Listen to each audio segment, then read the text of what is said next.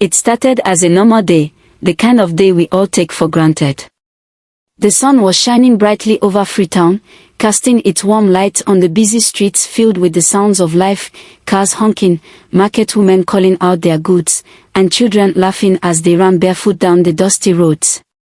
I had no idea that behind closed doors, in the modest home just a few steps from mine, a young girl's life was slowly unraveling in ways no child should ever endure.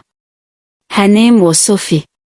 At just 14, she was already carrying burdens far too heavy for her small frame. Sofie was quiet, the kind of girl you could easily overlook. She lived alone with her mother, Miriam, a hardworking woman who did her best to provide for her only child. Miriam worked as a cleaner in the city, leaving early in the morning and returning home late at night. This left Sofie alone for most of the day. I often saw her sitting on the small porch of their home, her hands resting on her knees, staring off into the distance. There was something about her, an emptiness in her eyes, as though the weight of the world rested on her slim shoulders. I didn't think much of it at first. After all, life in Freetown could be tough for everyone, especially for those who had to grow up too fast. Then, there was Uncle Joe. He was Miriam's younger brother, a man who lived in another part of the city but seemed to visit often. At first, I thought his visits were a sign of a loving family connection. After all, it's common in our culture for uncles to play a big role in their nieces' lives, offering guidance and support. But something about him didn't sit right with me. Uncle Joe always showed up at odd times, usually in the afternoons when Miriam was at work. He would spend hours inside the house with Sofie, only leaving when the sun began to set. He always had a smile on his face when he walked out, but it wasn't the kind of smile that brought comfort. One Friday afternoon, I was returning from an errand when I saw Sofie sitting on the porch. She looked different, her usual blank stare had been replaced by something else, something darker. Her hands were clasped tightly in her lap, and her body seemed smaller, as if she were trying to fold into herself.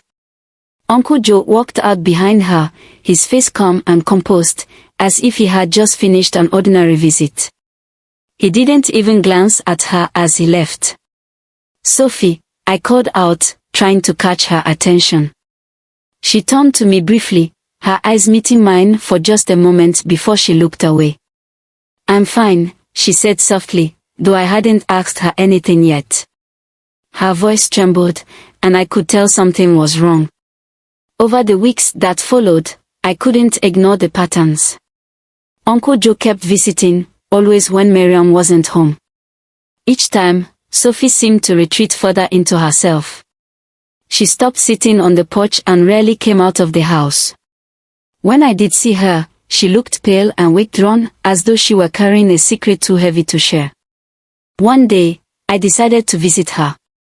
I knocked on the door, and it took her a long time to answer. When she finally opened it, her eyes were red and swollen. "Sofie, are you okay?" I asked gently.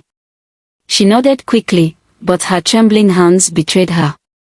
"I'm fine," she whispered, her voice barely audible. "Are you sure?"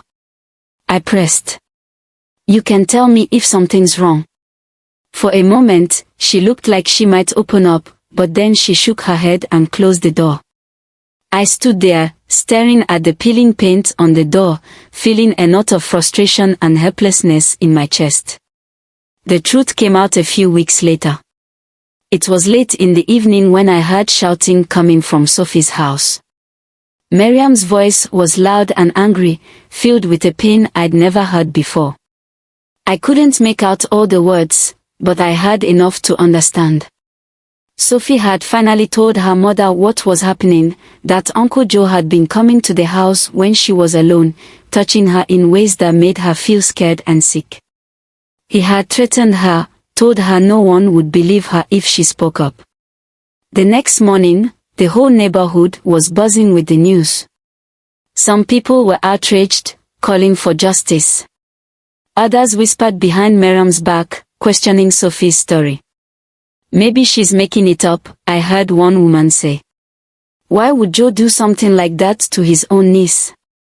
But I believed Sofie. I believed her because I had seen the fear in her eyes, the way she had withdrawn from the world.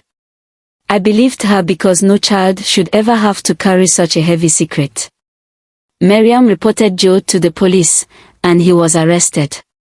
But the damage had already been done. Sofie's trust in people, her sense of safety, it had been shattered. She stopped going to school, too afraid to face the whispers and stares of her classmates. Miriam tried to support her, but it was clear that healing would take time. I visited Sofie one afternoon, bringing her some books and snacks. She smiled faintly when she saw me, but it didn't reach her eyes.